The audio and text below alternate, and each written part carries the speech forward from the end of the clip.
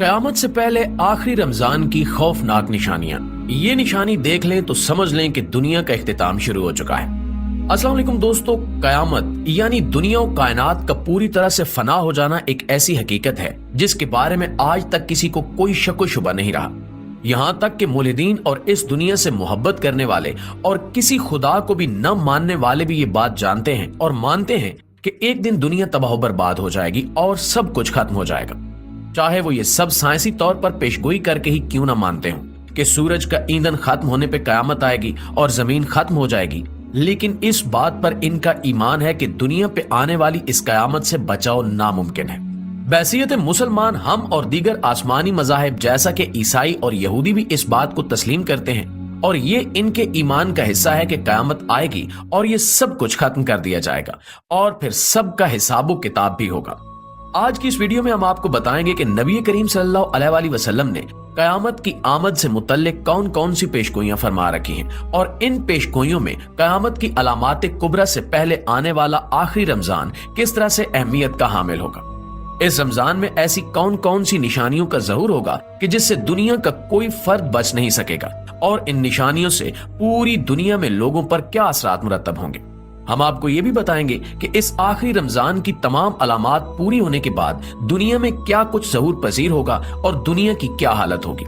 इसके साथ साथ हम इस बात की वजाहत भी करेंगे कि इन अलामात क़यामत को देखकर नबी करीम सल्लल्लाहु अलैहि वसल्लम ने आखिरी रमजान में निशानियां देख लेने के बाद एक साल का रिज्क महफूज जगह पर जखीरा करने का हुक्म क्यों दिया है। प्यारे दोस्तों, अगर हम अहादीस नबी सल्लल्लाहु अलैहि वसल्लम का मुतालिया करें और कयामत की निशानियों से मुतल्लिक अहादीस को खूब अच्छी तरह से जांचें तो हमें अंदाजा होगा कि अलामात क़यामत तीन तरह की हैं। एक वो अलामात हैं जो कयामत के आने से बहुत अरसा पहले ज़हूर पजीर होंगी और कुछ वो अलामात हैं जो कयामत के आने से कुछ अरसा पहले ज़हूर होंगी, जिन्हें अलामात सुगरा कहा जाता है।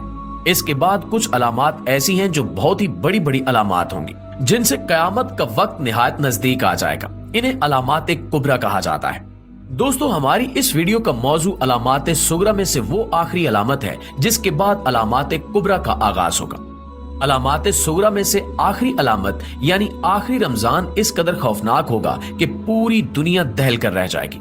नबी करीम सल्लल्लाहु अलैहि वसल्लम के लाडले और चहीते सहाबी हजरत अनस बिन मालिक रजी अल्लाह ताला अन्हु से रिवायत है कि नबी करीम सल्लल्लाहु अलैहि वसल्लम ने इरशाद फरमाया कि कयामत के नजदीक दुनिया भर में जल्जलों की कसरत हो जाएगी और तभी आखिरी अलामत यानी उस आखिरी रमजान का ज़हूर होगा जिसके बाद अलामात कुबरा का आगाज हो जाएगा। इस सिलसिले में हजरत नईम बिन हमाद रजी अल्लाह ताला अन्हु से रिवायत है कि नबी करीम सल्लल्लाहु अलैहि वसल्लम ने इरशाद फरमाया कि इमाम मेहदी अलैहिस्सलाम के ज़हूर से एक साल पहले का रमजान अपने आप में बहुत बड़ी निशानियां लिए होगा। उस आखिरी रमजान में एक बेहद खौफनाक और हैबतनाक आवाज दुनिया भर के लोग सुनेंगे और सब पे उस आवाज का असर अलग अलग होगा। नबी करीम सल्लल्लाहु अलैहि वसल्लम ने इरशाद फरमाया कि उस आवाज को सुनकर 70,000 अफराद बेहोश हो जाएंगे और उस आवाज की हैबत से 70,000 अफराद अंधे हो जाएंगे। इसके साथ साथ उसी आवाज की वजह से 70,000 अफराद अपनी समात खो देंगे और बहरे हो जाएंगे। 70,000 लड़कियों की कुंवारियत जायल हो जाएगी और फिर उसके बाद सूरज गिरन होगा। तो जब तुम इस अलामत को पाओ तो अपने अपने घरों में एक साल का रिज्क इकट्ठा करके जखीरा कर लेना कि उस रमजान के बाद दुनिया भर में जंगो जदल अपनी इंतहा पे पहुंच जाएगा। सहाबा कराम ने नबी करीम सल्लल्लाहु अलैहि वसल्लम से सवाल किया कि या रसूलुल्लाह सल्लल्लाहु अलैहि वसल्लम, ये आवाज रमजान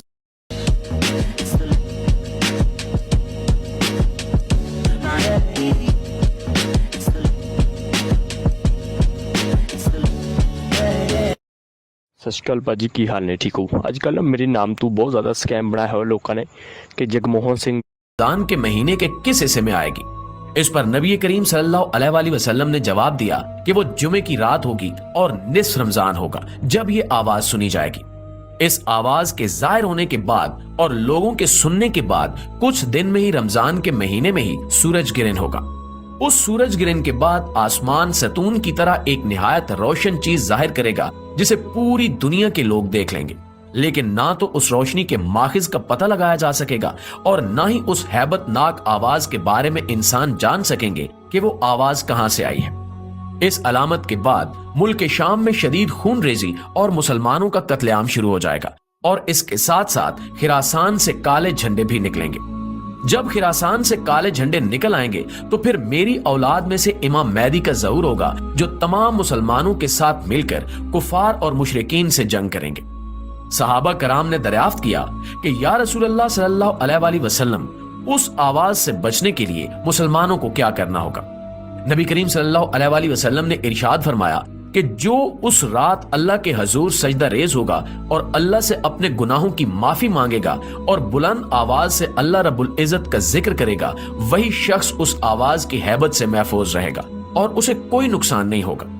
ناظرین، ایک دوسری حدیث میں حضرت عبداللہ بن مسعود رضی اللہ تعالی عنہ سے روایت کیا گیا ہے کہ اس آخری رمضان میں سنے جانے والی اس ہیبت ناک اور خوفناک آواز سے وہی لوگ محفوظ رہیں گے جو با آواز بلند یہ ذکر کریں گے کہ پاک ہے وہ ذات جس نے پوری دنیا کو پیدا کیا اور اس میں کسی بھی قسم کا کوئی نقص نہیں ہے۔ یعنی یہاں پر سبحان اللہ کے با آواز بلند ذکر کرنے کی بات ہو رہی ہے۔ پیارے دوستو، ہم نے اس سے پہلے بھی اپنی ویڈیوز میں آپ کو بتایا ہے اور نبی کریم صلی اللہ علیہ وآلہ وسلم کی احادیث میں واضح طور پر اس بات کا بیان موجود ہے کہ جب امام مہدی علیہ السلام کا ظہور ہونے والا ہوگا تب ملک شام میں مسلمانوں پر جنگ مسلط کر دی جائے گی اور مسلمانوں کا خون پانی سے بھی زیادہ سستا ہو جائے گا۔ اسی وقت خراسان کے علاقے سے کالے جھنڈے نکلیں گے جو دمشق پہنچنے پر امام مہدی علیہ السلام کے لشکر میں شامل ہو جائیں گے۔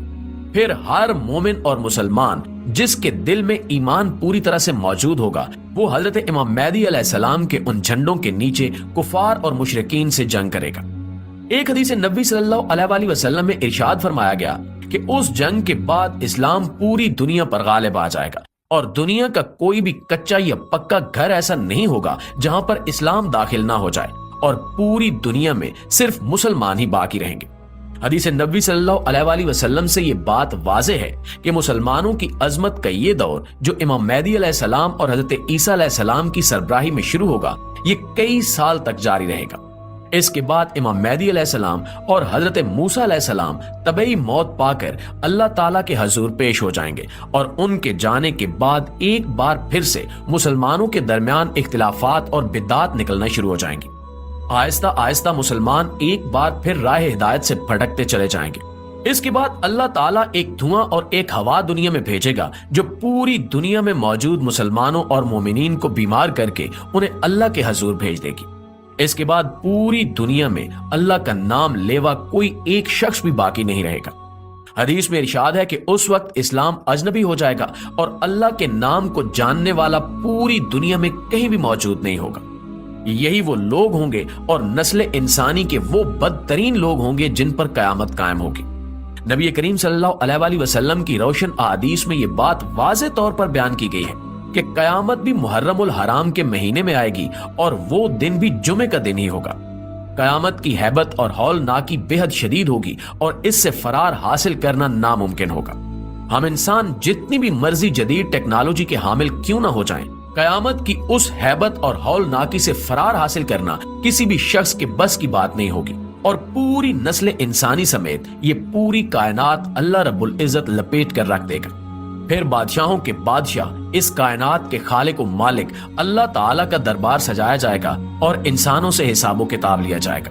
اللہ سے دعا ہے کہ وہ ہمیں سیدھے رستے پر رکھے اور ہمارا ایمان سلامت رکھے اور ہم ان لوگوں میں سے نہ ہوں جن پر قیامت قائم کی جائے گی۔ ہم نبی کریم صلی اللہ علیہ وآلہ وسلم کی احادیث میں بیان کردہ